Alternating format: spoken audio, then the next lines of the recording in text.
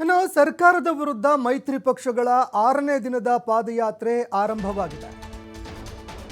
ಶ್ರೀರಂಗಪಟ್ಟಣದತ್ತ ಇದೀಗ ಬಿಜೆಪಿ ಹಾಗೂ ಜೆಡಿಎಸ್ ನಾಯಕರು ಹೆಜ್ಜೆ ಹಾಕ್ತಾ ಇದ್ದಾರೆ.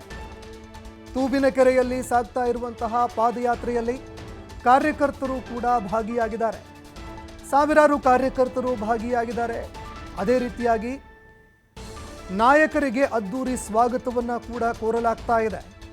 ಸಾಂಸ್ಕೃತಿಕ ಕಲಾ ತಂಡಗಳೊಂದಿಗೆ ಬಿಜೆಪಿ ಜೆಡಿಎಸ್ ನಾಯಕರು ಇದೀಗ ರಾಜ್ಯ ಸರ್ಕಾರದ ವಿರುದ್ಧ ಬಿರುಸಿನ ಹೆಜ್ಜೆಯನ್ನ ಹಾಕ್ತಾ ಇದ್ದಾರೆ.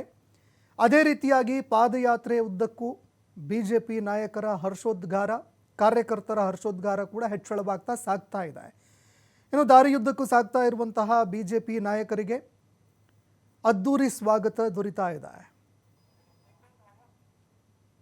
6ನೇ ದಿನದ ಪಾದಯಾತ್ರೆ ಬಹಳ ಹುರುಪಿನಿಂದ ಹೋಗ್ತದೆ.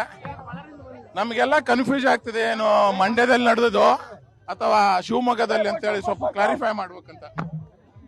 ನೋಡಿ, ಇವತ್ತು ನಮ್ಮ ಈ ಪಾದಯಾತ್ರೆ ಏನಿದೆ, ಭ್ರಷ್ಟ ಕಾಂಗ್ರೆಸ್ ಸರ್ಕಾರವನ್ನ ಕಿತ್ತು ಬಿಸಾಕ್ಬೇಕು. ಭ್ರಷ್ಟ ಕಾಂಗ್ರೆಸ್ ಸರ್ಕಾರವನ್ನ ಬುಡ ಸಮೇತ ಕಿತ್ತು ಬಿಸಾಕ್ಬೇಕು.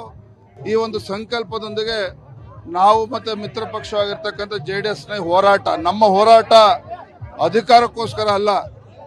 ಈ ನಾಡಿನ ಜನತೆಗೆ ವಂಚನೆಯನ್ನ ಮಾಡಿದ್ದಾರೆ ಸಿದ್ದರಾಮಯ್ಯ ನೇತೃತ್ವ ಕಾಂಗ್ರೆಸ್ ಸರ್ಕಾರ. ಏನು ಭರವಸೆಗಳನ್ನ ನೀಡಿದ್ದಾರೆ, ಭರವಸೆಗಳೆಲ್ಲವೂ ಕೂಡ ಇವತ್ತು ಹುಸಿಯಾಗಿರ್ತಕ್ಕಂಥದ್ದು. ಹಾಗಾಗಿ ಇದ್ರ ವಿರುದ್ಧ ನಾವು ನಿರಂತರವಾಗಿ ಹೋರಾಟ ಮಾಡ್ತಾ ಇದ್ದೇವೆ. ಭ್ರಷ್ಟಾಚಾರಿ ಮುಖ್ಯಮಂತ್ರಿಗಳನ್ನ ವಾಲ್ಮೀಕಿ ಅಭಿವೃದ್ಧಿ ನಿಗಮ ಹಗರಣ ಇರಬಹುದು, 187 ಕೋಟಿ ಹಗರಣ, ಮೈಸೂರಿನ ಮೂಡ 5,000 ಕೋಟಿ ರೂಪಾಯಿನ ಹಗರಣ, ಇದಕ್ಕೆ ಮಾನ್ಯ ಮುಖ್ಯಮಂತ್ರಿ ಸಿದ್ದರಾಮಯ್ಯನವರು ಬೆಲೆ ತತ್ತಲೇಬೇಕಾಗತ್ತೆ, ರಾಜೀನಾಮೆ ಕೊಡ್ಲೇಬೇಕಾಗತ್ತೆ. ಅಲ್ಲ, ಆಕ್ಚುಲಿ ಮುಖ್ಯಮಂತ್ರಿಗಳಾಯ್ತು, ರಾಜ್ಯ ಸರ್ಕಾರ ಮೊದಲನೇ ದಿನ ನಿಮ್ಮ ಹೋರಾಟನ ಹತ್ತಿಕ್ಬೇಕಂತ ಪ್ಲಾನ್ ಮಾಡಿ ಹತ್ತಿಕ್ದಾಗ ಸಕ್ಸಸ್ ಆಗಿದೆ ಅಂತ ತಿಳಿದಿದ್ರು. ಆದ್ರೆ ಈ ಪ್ರಮಾಣದ ಪಾದಯಾತ್ರೆ ನೋಡಿ ಸರ್ಕಾರ ಎಲ್ಲೋ ನಡಿಗೆ ಹೋಗಿದೆ ಅನಿಸ್ತದೆ. ನೋಡ್ರೆ, ಜನರ ಆಕ್ರೋಶ ಮುಗಿಲು ಮುಟ್ಟಿದೆ. ಇವತ್ತು ನಾಡಿನಲ್ಲಿ ಇವತ್ತು ಇಂಥ ಭ್ರಷ್ಟ ಮುಖ್ಯಮಂತ್ರಿಗಳು, ಭ್ರಷ್ಟ ಕಾಂಗ್ರೆಸ್ ಸರ್ಕಾರದ ವಿರುದ್ಧ ಇವತ್ತು ಏನು ಜನಾಂದೋಲನ ನಡೀತಾ ಇದೆ, ಹೋರಾಟ ನಡೀತಾ ಇದೆ. ದಿನೇ ದಿನೇ ನಮ್ಮ ಹೋರಾಟಕ್ಕೆ ಬೆಂಬಲ ಜಾಸ್ತಿ ಆಗ್ತಾ ಇದೆ. ಹಾಗಾಗಿ ಸಹಜವಾಗಿನೇ ಮುಖ್ಯಮಂತ್ರಿಗಳು ನಿದ್ದೆ ಬರ್ತಾ ಇಲ್ಲ, ಆತಂಕದಲ್ಲಿದ್ದಾರೆ. ಆಡಳಿತ ಅಂತ ಸಂಪೂರ್ಣ ಕುಸಿದಿರ್ತಕ್ಕಂಥದ್ದು. ಆಕ್ಚುಲಿ ಈ ವಾಲ್ಮೀಕಿ ಹಗರಣ, ಮಹರ್ಷಿ ವಾಲ್ಮೀಕಿ ಹಗರಣ ಬಹಳ ಜನ ಲೈಟ್ ಆಗಿ ತಗೊಂಡಿದ್ರು. ಬಟ್ ನೀವು ಅದನ್ನ ಬಹಳ ಸೀರಿಯಸ್ ಆಗಿ ತಗೊಂಡ್ರಿ.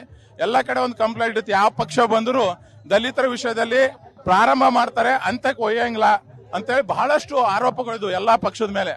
ಆದ್ರೆ ಇದನ್ನ ನೀವು ಬಹಳ ಸೀರಿಯಸ್ ಆಗಿ ತಗೊಂಡಿದ್ರಿ. ಯಾವ ಹಂತಕ್ಕೆ ಒಯ್ದು ಮುಡಿಸ್ತೀರಿ?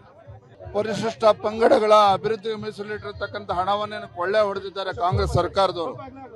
ಇದಕ್ಕೆ ಒಂದು ತಾರ್ಕಿಕ ಅಂತ್ಯಕ್ಕೆ ತೆಗೆದುಕೊಂಡು ಹೋಗಲೇಬೇಕು ಅನ್ನುವ ಸಂಕಲ್ಪ ನಾವು ಮಾಡಿದ್ದೇವೆ.